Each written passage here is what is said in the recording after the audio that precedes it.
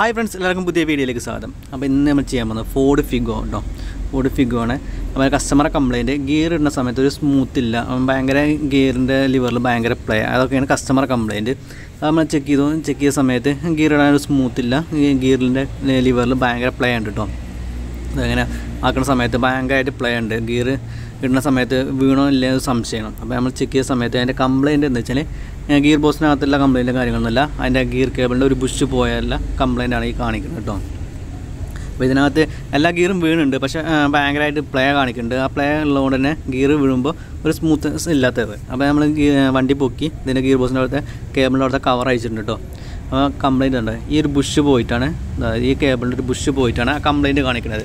ആ ബുഷ് ഇല്ലാത്തതുകൊണ്ട് അവിടെ വരുന്ന പ്ലേ ആണ് നമ്മൾ ആ ഗിയർ കേബിളിൽ കാണിക്കണം, അത്രയും പ്ലേ കാണിക്കണം കേട്ടോ. അപ്പോൾ ഇതാണ് ഇതിൻ്റെ ബുഷ് വരുന്നത്. ഈ ഒരു റബ്ബറിൻ്റെ ബുഷ് പൊട്ടിപ്പോയിട്ടാണ് ആ ഒരു കംപ്ലയിൻറ്റ് വരുന്നത്. ഈ ബുഷ് അതിനകത്തേക്ക് ഫിറ്റ് ചെയ്തിട്ട് നമ്മളത് തിരിച്ച് ഫിറ്റ് കഴിഞ്ഞാൽ ഈ കംപ്ലയിൻറ്റ് മാറും കേട്ടോ. അപ്പോൾ ഇത് ഫോർഡിൻ്റെ വണ്ടികൾക്കുള്ള ഒരു കംപ്ലയിൻ്റാണ്. അതായത് എപ്പോഴും ആ റബ്ബറിൻ്റെ ബുഷ് കുറേ കഴിഞ്ഞാൽ ഹാർഡായിട്ട് അത് പൊട്ടി ഇങ്ങനെ പോയിക്കൊണ്ടിരിക്കും കേട്ടോ. അത് പോയി കഴിഞ്ഞാൽ ഇങ്ങനെ കംപ്ലയിൻറ്റ് വരും. ഇപ്പോൾ ഇത് എല്ലാ ഗിയറും വീണുണ്ട്, പക്ഷേ ചില സമയത്ത് ഈ ഒരു കേബിൾ അതിനകത്ത് നിന്ന് പോന്നു കഴിഞ്ഞാൽ അതിനകത്ത് ഫസ്റ്റ് സെക്കൻഡ് റിവേഴ്സ് ഫിഫ്ത്ത് ഇതൊന്നും വീഴില്ല, തേർഡും ഫോർത്തും മാത്രമേ വീഴുള്ളൂ. ഇങ്ങനെ കുറേ കംപ്ലയിൻറ്റുകൾ വന്നിട്ടുണ്ട്. വണ്ടി നമ്മൾ ഓടിക്കുന്ന സമയത്ത് ബ്രേക്ക് ഡൗൺ ആയിട്ടുണ്ട്.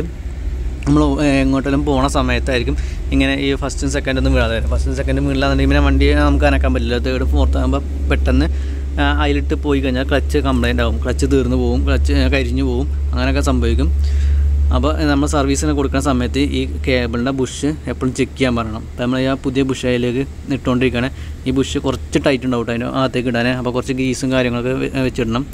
നമ്മളെ മാരുതിൻ്റെ ബുഷ് ഇടുന്ന മാതിരിയല്ല, കുറച്ച് ടൈറ്റ് ഉണ്ടാവും ഇത് അതിൻ്റെ ഉള്ളിലേക്ക് കുത്തി കയറ്റാൻ. അപ്പോൾ നമ്മൾ ആ ബുഷ് ഇട്ടുകൊണ്ടിരിക്കുകയാണ്. അപ്പോൾ ഫോർഡിൻ്റെ എല്ലാ വണ്ടികൾക്കും ഇതേപോലെ തന്നെ ഈ ബുഷ് എല്ലാ വണ്ടികൾക്കും ഉണ്ട് കേട്ടോ. എക്കോസ്പോർട്ട്, ഫിഗോ, ഫിയസ്റ്റ എല്ലാ വണ്ടികൾക്കും ഈ ബുഷ് ഉണ്ട് കേട്ടോ. ഇത് പൊട്ടാറുണ്ട്, ഇടയ്ക്കിടയ്ക്ക് ബ്രേക്ക് ഡൗൺ നമുക്ക് കിട്ടാറുള്ളതാണ്.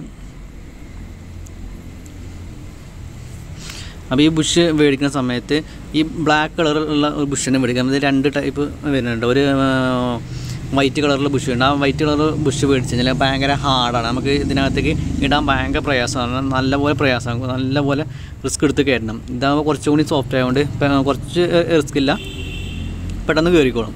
അപ്പോൾ നമ്മൾ ബുഷ് ഇട്ടിട്ടുണ്ട് കേട്ടോ. ഇനി ഗിയർ ഇട്ട് കഴിഞ്ഞാൽ ആ പ്ലേയും കാര്യങ്ങളൊന്നും ഉണ്ടാവില്ല.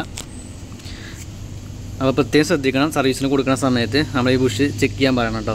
നമ്മൾ എല്ലാ ബ്രേക്കും കാര്യങ്ങളൊക്കെ ചെക്ക് ചെയ്യാൻ ഒപ്പം തന്നെ ഇതും കൂടി ഒന്ന് ചെക്ക് ചെയ്യാൻ വേണം. അപ്പോൾ ഫോർഡ് ഉള്ളവർ ഒന്ന് പ്രത്യേകം ശ്രദ്ധിച്ച് ഒന്ന് ഇരിക്കുക. എപ്പോഴും നമ്മൾ എങ്ങോട്ടേലും പോകുന്ന സമയത്താണ് ചിലപ്പോൾ ഈ ബുഷ് പൊട്ടിപ്പോവുക, പിന്നെ അവർ വഴി കിടക്കേണ്ടി വരും. ബുഷും കാര്യങ്ങൾ ഇട്ടിട്ട് ഇനി നേരെ കവർ ഇട്ടിട്ട് ഫിറ്റ് ചെയ്താൽ മതി കേട്ടോ. ഫിറ്റ് ചെയ്തിട്ട് അപ്പോൾ ബുഷിൻ്റെ കാര്യങ്ങൾ മനസ്സിലായല്ലോ. വീഡിയോ ഇഷ്ടപ്പെട്ടെങ്കിൽ ലൈക്ക് ചെയ്യാൻ മറക്കരുത്. അപ്പോൾ സബ്സ്ക്രൈബ് ചെയ്യാൻ മറക്കരുത്. മറ്റേ വീഡിയോ വീണ്ടും കാണാം.